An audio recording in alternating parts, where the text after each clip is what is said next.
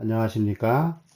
10월 28일 제9주 현대과학의 이해, 자연과학의 이해 동영상 강의를 시작하겠습니다. 여러분 과제 열심히 해서 제출했는데 명단 먼저 확인해 보세요.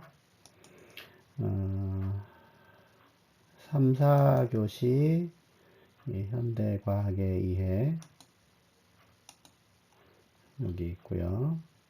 5, 6교시 자연과학의 이해 있습니다. 혹시 냈는데 이름이 빠져 있으면 문의하시기 바랍니다.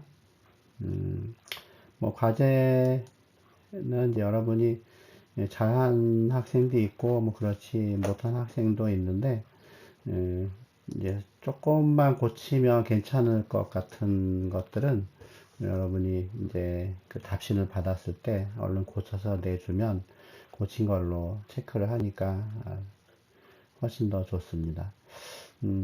우리 카페에 8주차 과제는 잘한 사람 파일 3개를 올려놨어요. 7주차는 1개 올려놨고, 여러분이 그냥 각각 클릭해서 한번 확인해 보세요. 제일 잘 된 거 하나만 얼른 눈으로 확인할 수 있게 한번 보여줄게요. 이런 식으로 되어 있습니다. 계산도 그렇고 시각적으로 보기에도 잘 보여줬다고 생각이 돼요.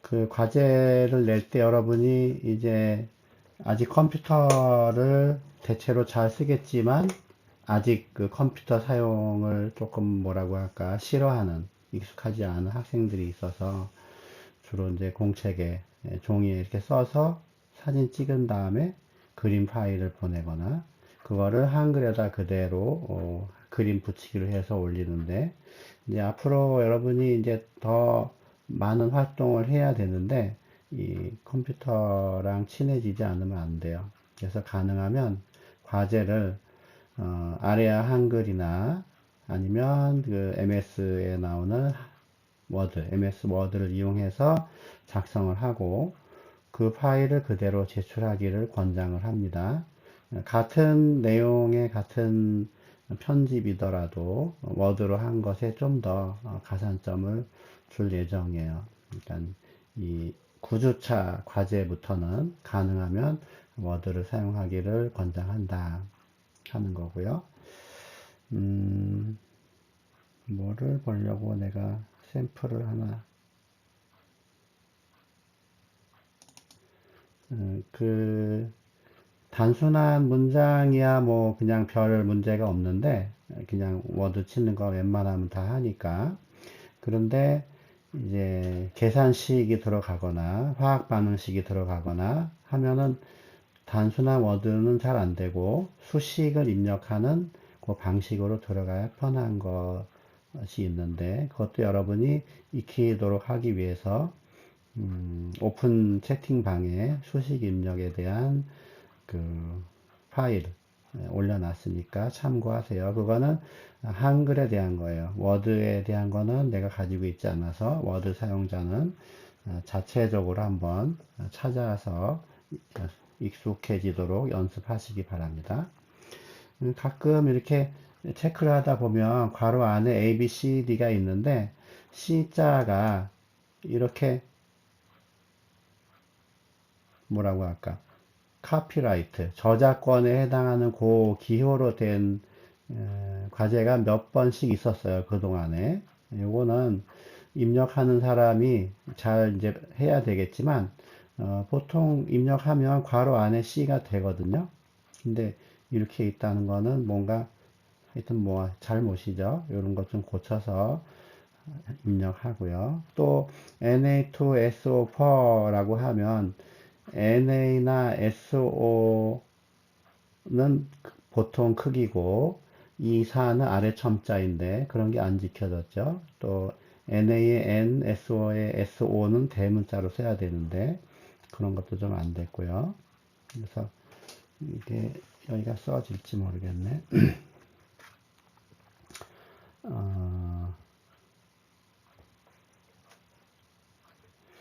하여튼 요 부분이 조금 문제였습니다.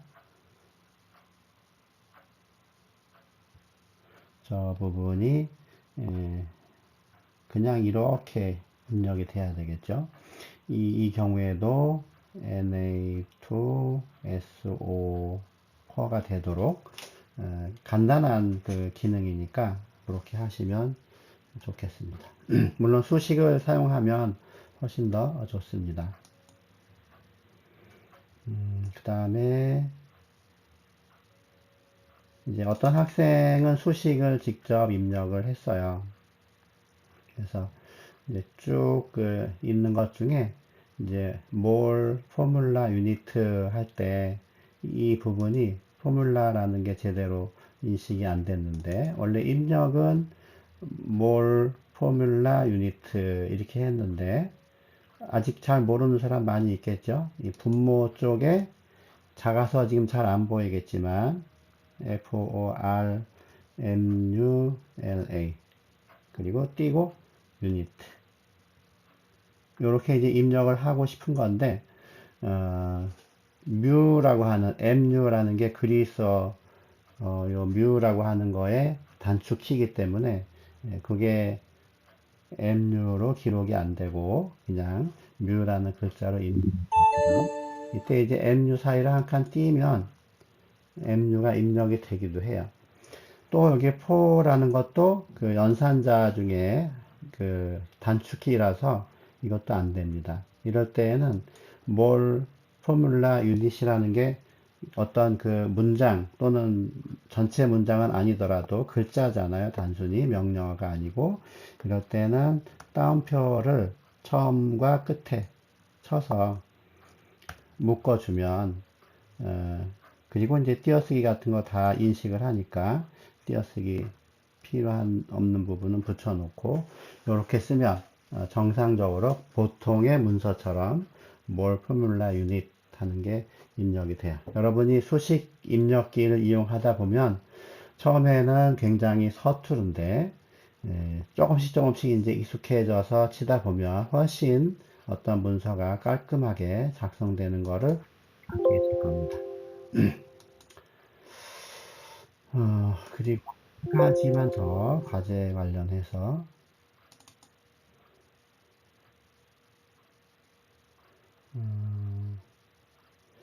요거는 어느 부분 자 여기는 뭐 별건 없고요. 마지막에 답만 이렇게 쓰는 거는 검사하는 입장에서는 별로 의미가 없어 보여요. 이거 꼭 과정을 지키시고 아까 말한 뭐 C 같은 거 여기 잘 되잖아요. 가로 C 잘 되니까 카피라이트 C하고 다르니까 고쳐보고요. 이런 것도 첨자는 수식을 하지 않더라도 서식에서 글자 모양에서 그 해당 부분을 이제 그 범위를 정한 다음에 아래 첨자를 쓰면 자연스럽게 됩니다. 이런 식으로 서식에서 글자 모양 단축키도 있어요. 단축키도 이렇게 하고 또 여기 이제 10의 마이너스 1제곱도 수식 입력은 이렇게 하지만 이 수식으로 안 들어갔으니까 이 경우에는 마이너스 1제곱 부분의 마이너스 1을 이번에는 뭔가요? 위첨자겠죠? 위첨자를 클릭을 하면 보기 좋게 이렇게 돼요. 이런 것도 가능하면 시켰으면 좋겠고요. 그 다음에 하나가 더 있었는데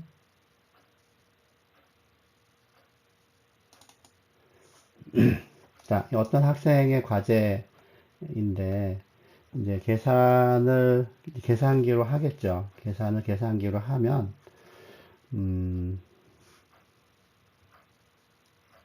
자, 이거는 캡처하기 전에는 좀 쓰기가 쉽지 않네요. PDF가 읽기 전용으로 지금 돼 있어서 만약에 계산기로 이거 나누기 예를 하면 계산기는 분명히 0.0000475 이렇게 쭉 나갈 텐데 그거를 굳이 10의 3승을 입력을 계산기로 안 했다고 하면 그거는 손으로 계산을 했을 거고 따로 했을 거고 앞부분만 이렇게 나오겠죠. 중간에 줄임말이 이렇게 더 나온다 하는 것이 있고 그러면 얘는 당연히 뭐라고 적어야 돼요? 과학적 표기법에 의하면 이거보다는 4.7 곱하기 10의 마이너스 5제곱 몰 이렇게 적어야 됩니다. 근데 굳이 앞부분을 0.047로 두는 건 정상적이지 않은 거예요. 요 점도 약간 특이한 부분이에요. 다른 학생의 그 과제도 체크해 보면 똑같아요. 여기도 그렇고, 요 말줄임 표도 그렇고, 그런 부분이 하여튼 있었다 하는 거고요. 또 계속 이어서 보면 이제 다른 데도 다 이 말줄임 부분도 다 똑같아요. 그리고 또 글루코스에 대한 거는 분자량이 180.159인데 우리가 ptable.com을 보더라도 탄소의 질량이 12.011 세 자리 나와 있거든요. 이 학생은 자세하게 적었어요. 12.0107 네 자리까지 적어서 이 글루코스의 분자량을 소수 밑에 네 자리까지 적었단 말이에요. 180.1559 현대과학에 의해 자연과학에 의해 한 60명 정도 되는 학생들 과제를 다 내가 확인을 해 봤는데 글루코스의 분자량이 네 자리까지 소수 이하 적힌 게 딱 두 개 있습니다. 이거하고 아까 위에 똑같이 적은 학생 거랑 두 개예요. 두 개만 네 자리고 나머지는 다 세 자리나 두 자리 이렇게 되어 있어요. 거기까지 외에도 마지막 문제가 이제 답이 디클로로 에탄이거든요. 디클로로 에탄. C에 여기 보면 H 두 개, CL 하나, H 두 개, CL 하나. 그러니까 굳이 구조식을 적자면 C에 이렇게 있는 거예요. H와 H와 CL. H와 H와 CL. 요게 이제 디클로로 에탄인데 요거는 H가 두 개인데 여기 하나밖에 없죠. 이건 약간 잘못된 구조식인데 우리 과제에는 구조식을 적으라는 말이 없어요. 근데 이 학생이 친절하게 구조식까지 적었는데 좀 잘못된 거를 적었어요. 근데 역시 또 다른 학생도 구조식을 이것처럼 이중결합이 있는 걸로 적어서 독창적인 답이라고는 좀 생각하기 힘든 정도로 똑같은 답이 있었다 하는 게 좀 특이해서 여러분에게 한번 알려줍니다. 다른 사람의 과제를 참고해서 그냥 공부하는 거 다 좋습니다. 근데 참고하더라도 자기 걸로 만들어서 과제를 해야지 그냥 그대로 옮겨 적는 거는 별로 의미가 없다고 생각이 들어요.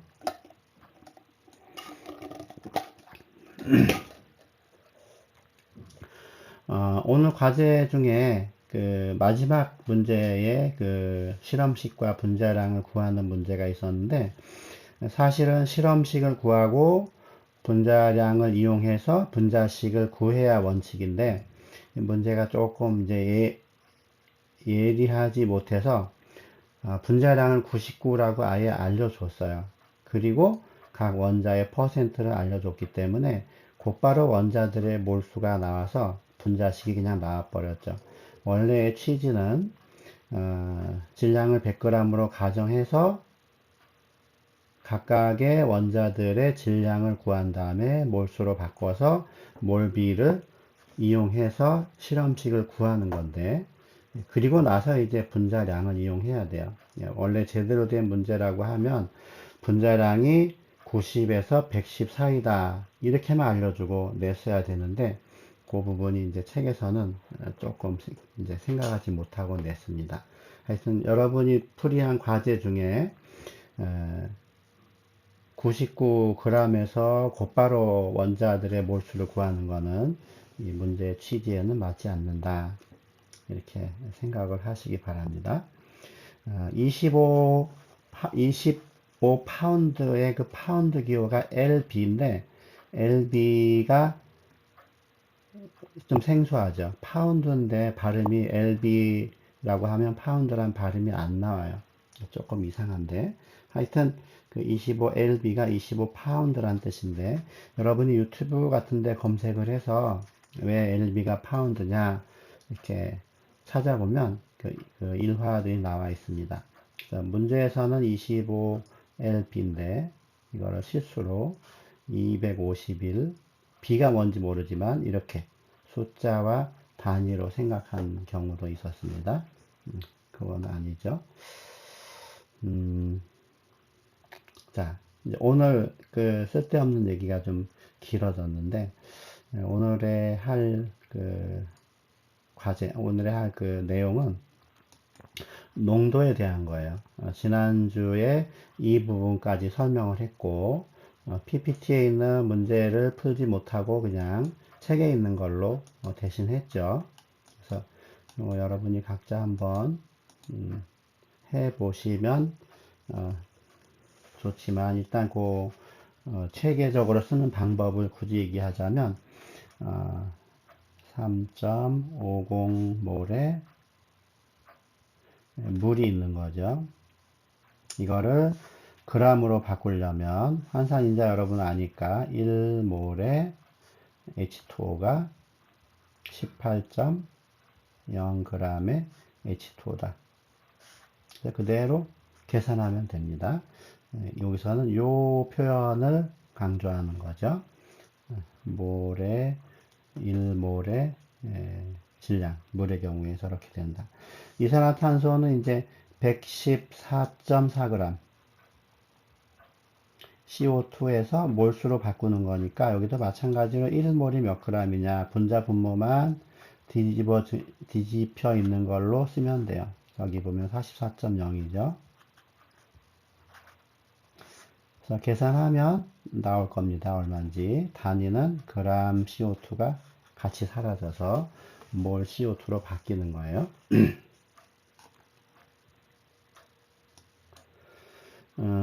자, 오늘 이제 농도에 대해서 배우는데, 다 설명하기는 아무래도 조금 시간이 부족할 듯 한데, 되는 데까지 일단 오늘 하죠. 왜냐하면 과제로 내는 그 문제가 ppm에 대한 게 하나 있고 몰 농도에 대한 게 하나 있어요. 그래서 일상적으로 우리가 쓰는 농도가 이제 퍼센트라는 거를 많이 쓰죠. 뭐 백분율이라고 하지만 영어로는 퍼센트. 그 전에 분율이라는 게 뭐 비율하고 비슷한 의미다 생각을 하면 돼요. 전체분의 용액은 여기서 전체를 말해요. 전체분의 어떤 성분, 소금물이면은 소금, 설탕물이면은 설탕, 뭐 소금하고 설탕이 같이 녹아 있으면 그 중에 소금만 알고 싶으면 소금, 이런 식으로 녹아 들어간 게 용질이고 물처럼 녹이는 게 용매다 생각을 하면 용질과 용매가 합쳐진 게 용액이에요. 그래서 뭐 예를 들어서 소금하고 물을 섞었는데 계산하기 편하게 이거 10g. 지금 화면에 자꾸 다른 게 터치가 되니까 넘어가 버리는데 소금이 10g, 물이 만약에 90g이 있다. 그래서 100g이 됐다. 참 불편하네요. 그쵸? 이제 100g이 됐는데 요게 용질이고 요게 용매고 용액이라고 해요. 용액. 요거는 녹아 들어가는 거는 용질. 주로 이제 용질의 농도를 많이 취급을 하죠. 그랬을 때 이 경우에 그럼 분율은 얼마냐? 그러면은 분율은 용액이 100g이고 용질이 10g이니까 자연스럽게 단위가 없어지겠죠. 0.1. 뭐 이 숫자가 두 자리였으면 두 자리, 한 자리면 한 자리. 아직 여기서는 뭐 확실하지 않은데, 분율이란 거 이런 뜻이에요. 전체 양분에 해당하는 물질의 양. 근데 이게 지금은 질량으로 되어 있잖아요. 질량, 우리가 매스분의 매스. 아니면 사선으로 많이 쓰는데, 매스. 아니면 웨이트. 이게 이제 무게로 표시한 분율. 부피로만 나타내면 V 대 V. 무게가 용질이고, 용액 전체가 부피로 사용이 되면, M 대 V. 이런 식으로, 꼭 질량만 표시하는 건 아니고, 뭐, 기체끼리면은 부피를 취급할 때도 있고, 뭐, 섞여 있으면은 전체는 부피, 성분은 뭐, 질량 또는, 무게. 질량은 M이고 무게는 W예요. 이렇게 나타내기도 한다. 백분율은 분율에다가 100을 곱한 게 백분율이에요. 그러니까 이제 이 경우에 몇 퍼센트냐 그러면은 여기다가 100 곱하면 되겠죠. 그래서 이 경우에는 10%다. 굉장히 적게 녹아있는 물질에 대해서는 숫자가 너무 작잖아요. 그 퍼센트로 하면. 그래서 전체 양을 100보다는 훨씬 더 크게 100만으로 확대해서 표시하는 걸 우리는 100만 분율이다. 파트 퍼 밀리언. 그래서 분율에다가, 여기까지는 분율입니다. 분율에다가 100만을 곱하면 100만 분율, 100을 곱하면 100분율, 10억을 곱하면 10억 분율, 이렇게 얘기를 합니다. 그래서 오염 물질의 농도 같은 건 워낙 작으니까 그런 거에 대해서는 ppm이나 ppb를 나타내요. 우리가 오존의 농도 그러면은 ppm으로 나타내요. 근데 황사나 미세먼지나 초미세먼지는 공기는 부피인데 먼지는 부피보다는 이제 질량, 그람으로 나타내기 때문에 요것보다는 그냥 직접 쓰죠. 마이크로그램 퍼 뭐 리터 뭐 이런 식으로 아니면 그람. 이게 질량이고 이게 부피이기 때문에 보통 ppm이나 ppb는 같은 부피끼리 많이 사용합니다. 일단 이 정도 하고 화학에서 쓰는 단위로 넘어가죠. 자, 요 화학에서 제일 많이 쓰는 거는 몰농도라는 단위예요. 몰농도. 비슷하게 몰랄 농도라고도 있어요. 여기는 요 R자가 L자로 바뀌어 있는 거예요. 발음도 약간만 차이 나는데, 그거는 나중에 이제 2학년 때 화학을 하게 되면 배우고. 자, 몰농도는 정의가 용액 1리터의 용질이 몇 몰 들어있느냐 하는 것을 나타내는 겁니다. 그러니까 용액으로는 부피고 용질로는 질량하고 관련이 있어요. 몰수는 곧 질량과 관련이 있잖아요. 질량이 정해지면 몰질량으로 나눠서 몰질량을 구하니까 마치 이 퍼센트나 분율에서 퍼센트나 분율에서 질량 대 질량, 부피 대 부피 아니면 질량 대 부피. 요게 이제 질량 대 부피와 관련이 있습니다. 자, 식으로는 이렇게 돼요. 용액의 부피분의 용질의 몰수. 공식이에요. M이라고 하는 거는, 몰농도라고 하는 거는 V분의 N인데, 중요한 거는 용액의 부피는 리터 단위로 꼭 써야 된다. 용질은 뭐 몰수니까는 단위가 몰이겠죠. 그래서 단위가 몰 퍼 리터예요. 몰 퍼 리터. 이 단위를 줄여서 M으로 쓰기도 해요. 몰농도라는 이 낱말, 단어를 줄여서 M으로 쓰기도 하고, 몰 퍼 리터를 줄여서 똑같은 M으로 쓰기도 하니까 상황에 맞게 여러분들이 이해를 해야 돼요. 그래서 요거는 이제 몰농도라는 뜻이죠. 여기서 온 거고. 단위는 여기서 지금 단위로 쓰인 예는 뒤편에 나오겠네요.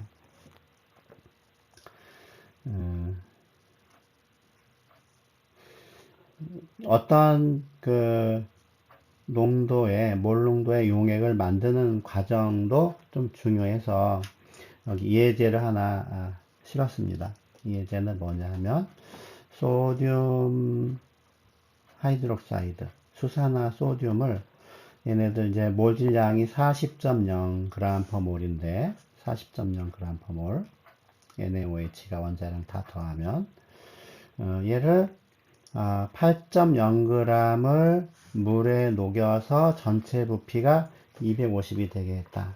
요때 이제 부피 플라스크를 사용하는 거예요. 부피 플라스크가 이렇게 생겼죠.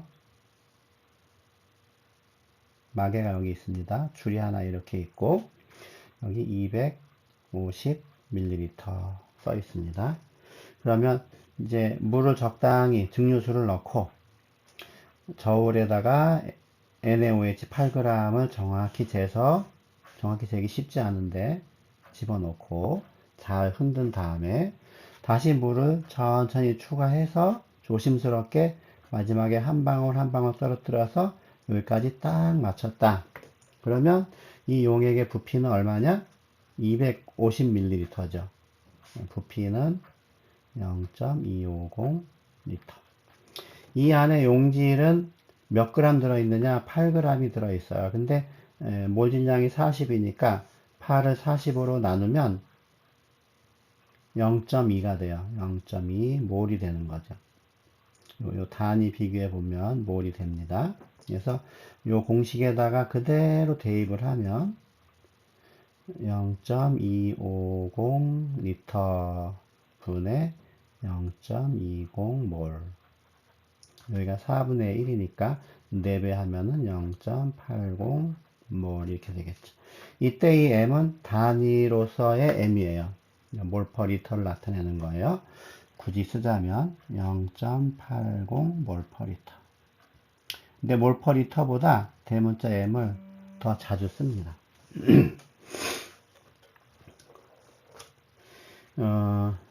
이 과정에서 NaOH는 정확하게 8.0g을 이제 재서 넣느라고 신경을 썼는데 물은 그러면 얼마큼 들어갔느냐, 몇 g이냐, 아니면 몇 밀리리터냐, 이거는 알 수가 없습니다. 그냥 합쳐진 부피가 250ml라는 뜻이에요. 우리가 그 질량끼리 합치면 더해지는 성질이 있지만 부피끼리 합치면 그대로 더해지지는 않죠. 같은 물질이 아니면. 더군다나 고체하고 액체가 합쳐지면 전혀 이거는 부피끼리는 합해지지 않아요. NaOH를 100ml, 물을 1000ml 합치면 1100ml가 되느냐? 전혀 이렇게 안 되죠. 거의 1000ml 가까이 유지될 겁니다. 좀 늘어나긴 할 것 같은데. 그래서 이 경우에 물이 얼마 들어갔는지는 알 수가 없다 하는 거예요. 중간에 여기 물킴이라고 되어 있는데, 우리가 이제 어떤 그 시약을 이제 사면 진한 용액으로 사게 돼요. 일반적으로. 묽은 용액으로 사는 게 아니라. 그러니까 필요한 그 용액들은 다 묽혀서 사용을 하게 되는데, 우리가 이제 진한 용액이 이제 병에들은 진한 용액이 있어요. 그걸 적당히 피펫으로 덜어서 진한 용액을 여기다 넣고 추가로 여기다가 물을 첨가하죠. 그러면은 이제 부피가 많아지면서 묽은 용액이 될 거예요. 이때 이제 이 농도를 M1, 부피를 V1, 부피를 V1이라 그래요. 진한 농도죠. 이게 조금 커요. 이때 물을 첨가돼서 최종적으로 만들어진 농도를 M2, 부피를 V2라고 이제 하면 우리가 몰농도의 정의가 부피분의 질량이었고, 얘를 살짝 변형하면 용액 안에 있는 용질의 몰수는 농도에다가 부피를 곱한 것이다.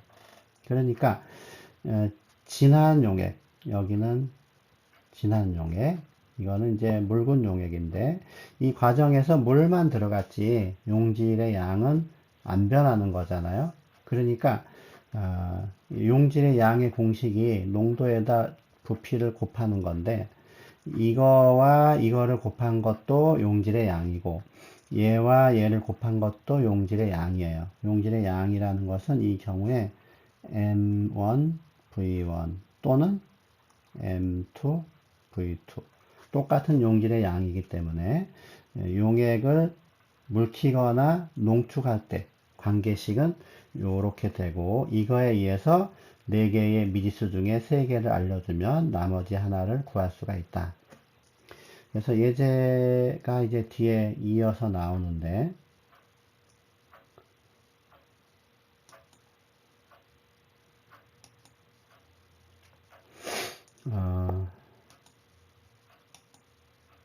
자, 요 아랫부분이에요. 아랫부분.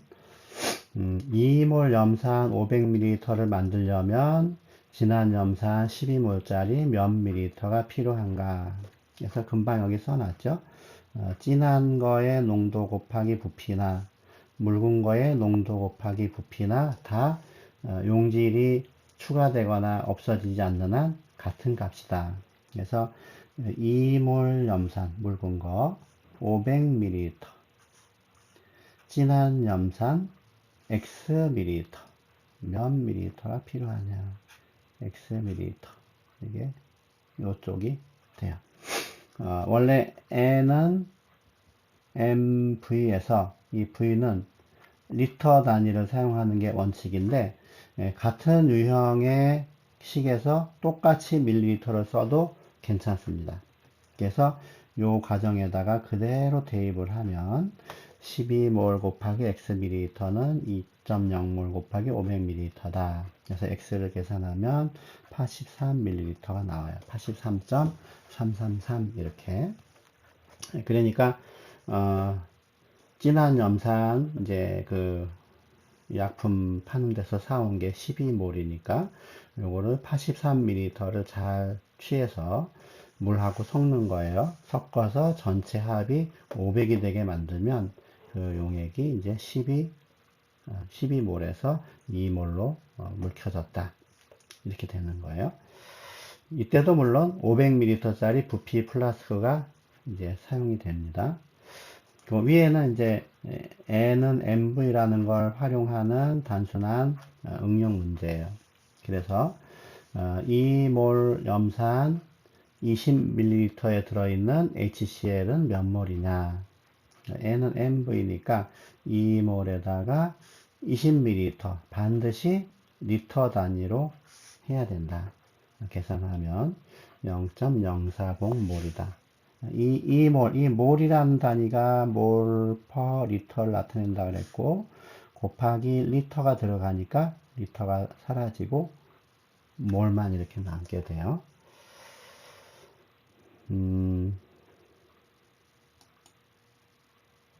자, 책에서는 이제 어떻게 되어 있나 한번 볼까요? 자, 이게 몰농도라는 단어죠. 몰농도라는 단어인데, 뭐, 용매, 용질, 뭐 그런 얘기 나와 있고, 그 다음에 아까 말한 대로 몰농도의 정의는 용액의 부피, 리터 단위로, 용질의 몰수, 솔루트가 용질, 솔루션이 용액이에요. 간단히 여기 예제가, 연습한 예제가 등장을 합니다. 예제는 뭐 별로 어렵진 않으니까 넘어가고, 관심이 있으면 한 번씩 풀어보시는 것도 도움이 돼요. 자, 그 다음에 이제 용액을 물키는 과정이 나오죠. 물키는 과정. 아까 말한 대로 M1, V1은 M2, V2다. M이 이제 몰 농도죠. 농도를 컨센트레이션에서 C1, V1은 C2, V2. 부피가 볼륨이니까 이렇게 바꿔 쓰기도 한다. 별 내용은 없고요. 여기 보면 시뮬레이션이 하나 있는데 뭐 이렇게 이거는 조금 수준이 낮아 보여요. 그래도 이제 시각적으로 그 관계를 알기가 편하기는 한데 여기 값을 이렇게 표시하게 해놓고 보면 편한데 0.5리터에 용질이 0.5몰이 들어있다. 그럼 얘 나누기 얘가 농도라 그랬죠. 1몰 농도가 돼요. 0.5리터. 만약에 0.5몰인데 용액의 부피가 늘어났다.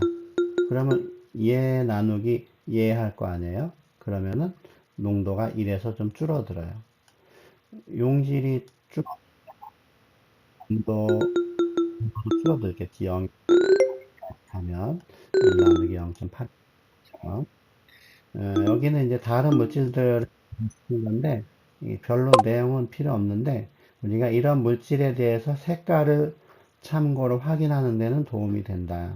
그래서 포타슘 이게 이제 과망간산 칼륨, 과망간산 포타슘인데 이런 게 적당히 녹아서 들어가면 얘 나누기 얘 한 게 몰 농도니까 그 값이 얘가 되는 거예요. 얘를 이제 많이 녹이려면 용해도의 한계 때문에 더 이상 녹지 않는다. 덩어리가 생긴다. 농도 그런 식으로 이런 물질은 그 색깔이구나 이런 거 아는 데는 그냥 그렇게 그 도움은 되지 않는다. 부피가 커지면 농도는 작아지면 농도는 진해진다. 용질이 막 꼭 유치원 애들 노는 거랑 약간 비슷한 느낌입니다. 어, 그 연습이 이제 여기 등장을 해요. 이렇게. 그래서,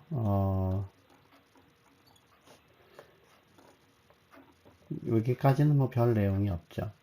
그리고 이제 다른 이제 다른 단위들에서 처음에 백분율, 질량으로 나타낸 백분율이 나와요. 전체 분의 성분, 질량들을 분율로 놓고 100을 곱하면 된다. 여기 보면 질량으로 나타낼 수도 있지만 부피로 나타낼 수도 있다. 이때 이런 표시를 해둔다. V per V 이렇게 쓰기도 하고 괄호 안에 이렇게 쓰기도 하고 여러분이 양주의 라벨을 보면 부피 대 부피로 퍼센트가 표시되어 있는 거 자주 등장합니다. 그 다음에 뭐 질량 대 부피도 가능하겠죠. 질량 대 부피 여기 보니까 그 수액이 거기에 해당이 되고 또 혈당 체크하는 그 혈당의 농도 혈액 중에 당의 농도도 질량과 부피로 되어 있어요. 여기 단위가 물론 표시되어 있습니다. 밀리그램 퍼 데시리터 이렇게 그 다음에 이어서 곧바로 밀리언 파트 퍼 밀리언 파트 퍼 빌리언 ppb ppm ppm ppb 등장을 합니다. 하여튼 분율에다가 100만을 곱해서 표시하는 게 100만 분율 ppm이고 10억을 곱해서 표시한 게 10억 분율이에요.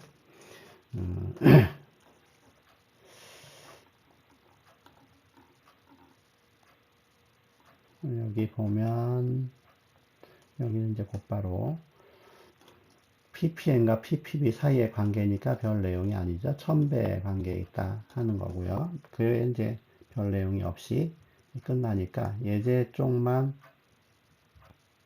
하나 해보면 좋을 것 같은데 여기는 예제가 없네요.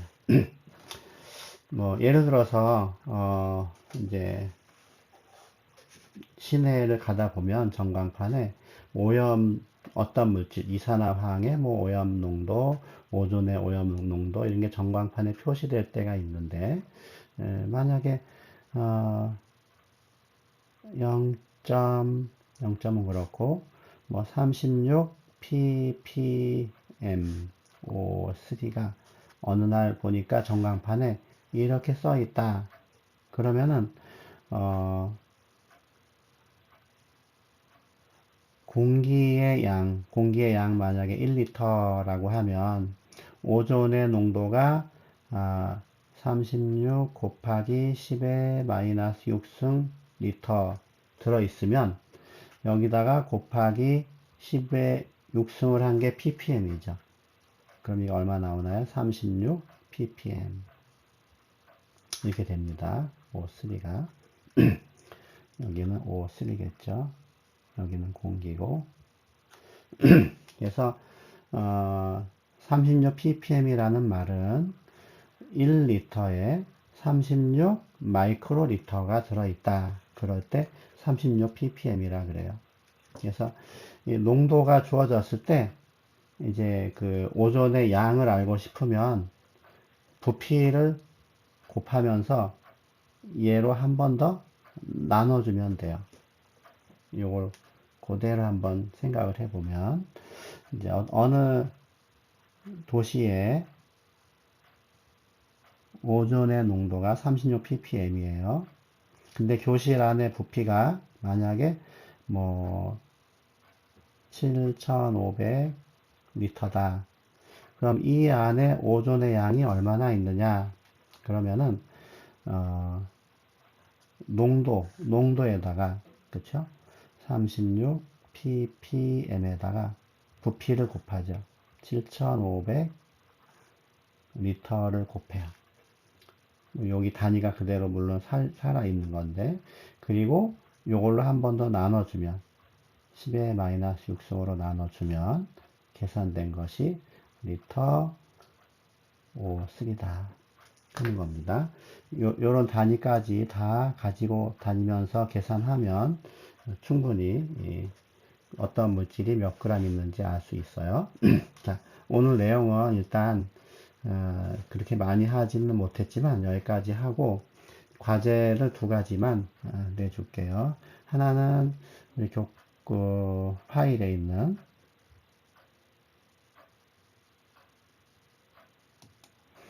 이게 지금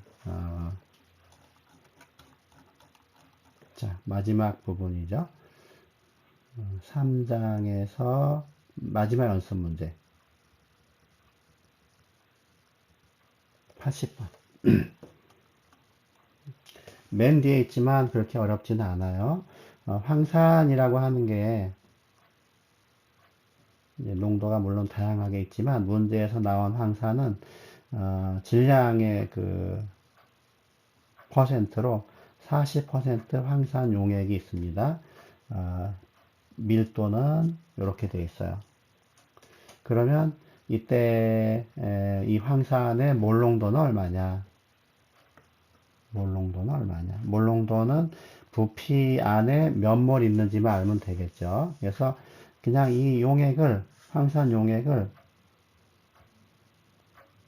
1리터로 가정을 하고 요걸 이용해서 용액의 질량을 구하고 얘를 이용해서 용질의 질량을 구하고 용질의 질량이 나오면 몰수가 나와서 곧바로 정의에다가 집어넣으면 농도가 계산이 됩니다. 자, 과제 1은 80번 문제를 푸는 거예요. 4장에 80번.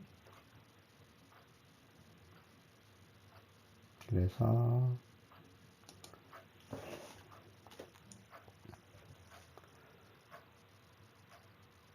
과제 1 4-80번. 과제 2는 사람이 하루에 마시는 오존의 양은 얼마인가? 그래서 그람으로 한번 표시해보고 몰수로 한번 표시해보고, 분자수로 한번 표시해봐라 하는 거예요. 자, 요거는 이제 자기가 마시는 오존의 양이니까 몇 가지 가정이 좀 필요한데, 사람이 하루에 공기를 얼마를 마시냐고 하면 이제 공기로 쳤을 때 14,400리터를 마신다. 하루에 14,400리터를 마신다. 가정을 하는 거예요.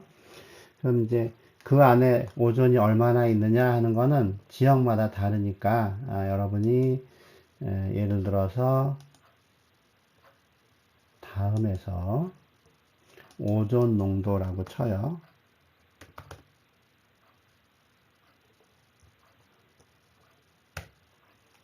그럼 이제 로그인이 돼 있으면 자기 지역이 나옵니다. 이제 나는 남양주시니까 이렇게 나와요.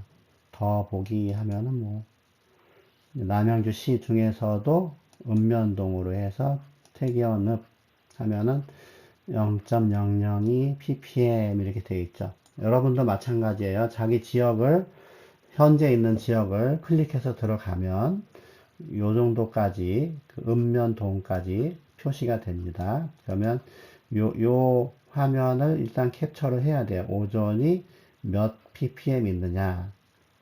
그리고 이제 아까 말한 대로 오존의 ppm이 나오면 그 공기 중에 얼마큼 있다 하는 거니까 공기를 이만큼 마셨을 때 오존이 얼마큼이냐 그 리터로 나올 텐데 그렇죠? 부피 대 부피니까 리터로 나올 거예요. 그러면 일단 오존은 참고로 아직 다 안 배웠으니까 22.4리터가 1몰이다. 가정을 하고 문제를 풀면 돼요. 뭐 처음 이제 막 하는 거기 때문에 약간 당황스러울 수도 있겠지만 차분하게 하여튼 생각을 해서 한번 풀어보세요. 서두가 길었고 문제 내는 게 조금 길어서 시간이 좀 많이 지났습니다. 자, 수고하셨습니다.